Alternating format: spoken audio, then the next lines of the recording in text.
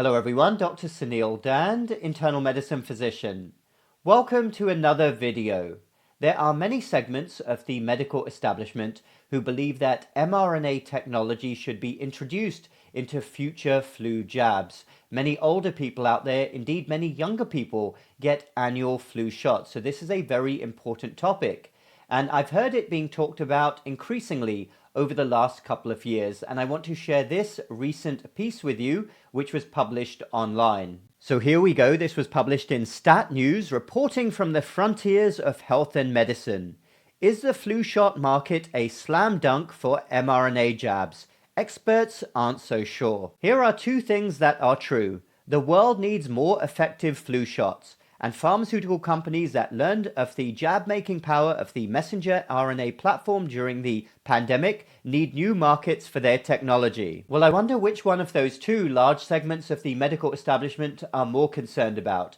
Better flu therapeutics or better markets and more profit-making opportunities? With the heydays of pandemic jab sales in the rearview mirror, the flu shot market, with its antiquated production process that mainly relies on growing viruses in hen's eggs, seems an obvious candidate for a shake-up. So they're using words like heyday to describe the astronomical jab sales a couple of years ago. The manufacturers have noticed, with Pfizer, Moderna, GSK, and Sanofi all working on additional mRNA shots. Given the widespread acceptance that the current flu shots could use improvement, are mRNA shots the answer? So I will leave the full link to the article down below so you can check it out and read it, but it goes through some advantages and some disadvantages of this strategy. Flu viruses change constantly. As a result, experts meet twice a year at the World Health Organization to pore over global data, looking at which strains of the viruses seem to be picking up speed.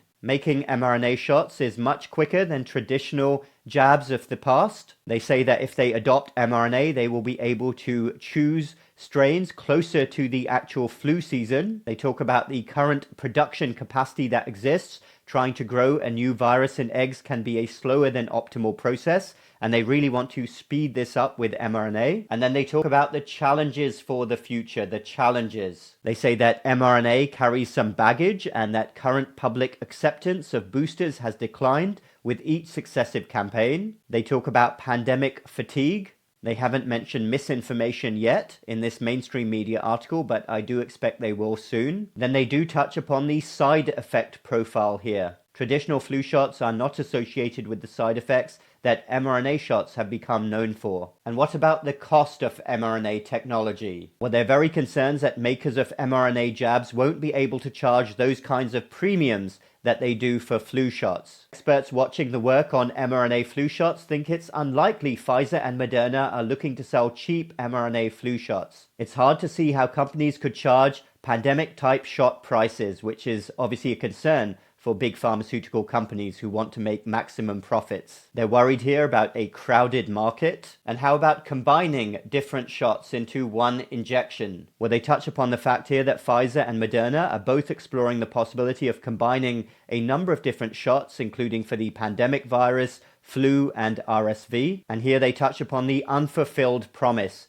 All involved in influenza research would love to see flu jabs that would generate longer lasting and broader protection. Well, articles like that are very, very interesting, are they not? And as I said at the beginning, I've been reading and hearing more and more about how large segments of the medical establishment are really banking on, no pun intended, banking on mRNA technology being added to future flu jabs. Here are my thoughts after reading an article like that. Number one, it is clear when you read the article from the tone of the article what the author's primary concerns are. What do you think they're really worried about when they repeatedly use terms like market share? They talk about revenue, about profits. It's all about money, money, money. They have dollar signs in their eyes.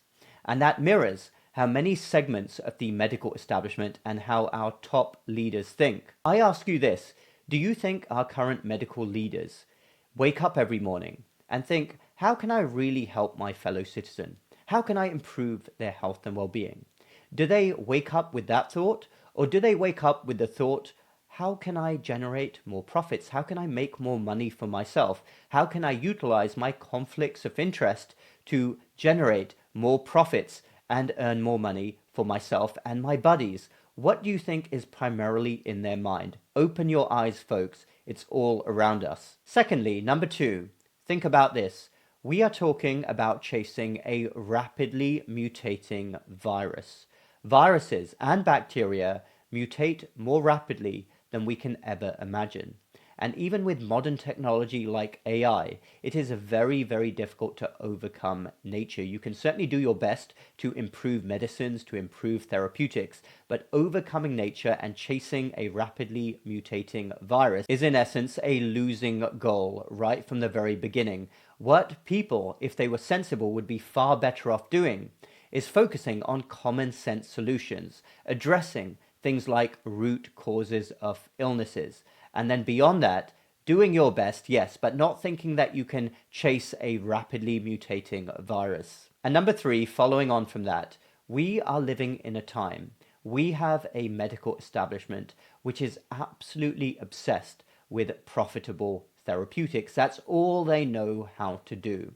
They do not have common sense. They do not focus on root causes with public health campaigns. And I accept some root causes, like an older, more frail population, are very difficult to address. But where are the public health campaigns to address the metabolic health lifestyle disaster we have in terms of chronic diseases? Where are the billboards, just like they were for the dangers of smoking, to get people to reduce ultra-processed food consumption, to get real food more affordably to people, to get people to cut back on ridiculous amounts of sugar that they are taking in every day, that are setting them up for a lifetime of inflammation and illness? Where are the public health campaigns? I guess that's too difficult to do. Far better to generate money from therapeutics after people get sick. Finally, number 4, think about this. We already have a crisis of public health trust out there. Look at current booster uptake rates in the single percentages. Despite the US establishment doing everything possible to push for them, people simply are not listening. What do you think will happen if we introduce mRNA technology into future flu jabs? Do you really think uptake will go up, or is it likely to plummet even more? The problem is not the messaging. The problem is not quote-unquote misinformation. The problem is the medical establishment and the current leaders we have at the top who are continuing us down the path of disasters. They are the problem. And until that changes, nothing else will change. Until we get rid of them and we get people at the top of healthcare who truly care for the health and well-being of the nation and are giving the general public the right information, everything else will continue to get worse, sadly. Thank you everyone for listening. Feel free to comment down below. What are your thoughts? Check out my online academy and my Uncensored platform. Those links are down below, as is a link to my newsletter. Please sign up for that if you haven't already, my free newsletter.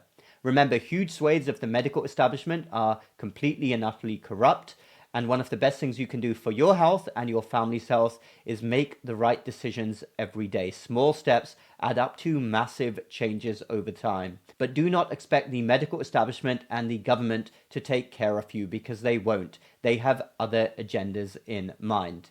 Hit the like button if you like this video and the bell button for more similar videos in the future. Stay strong everyone, and we will speak again in the next video.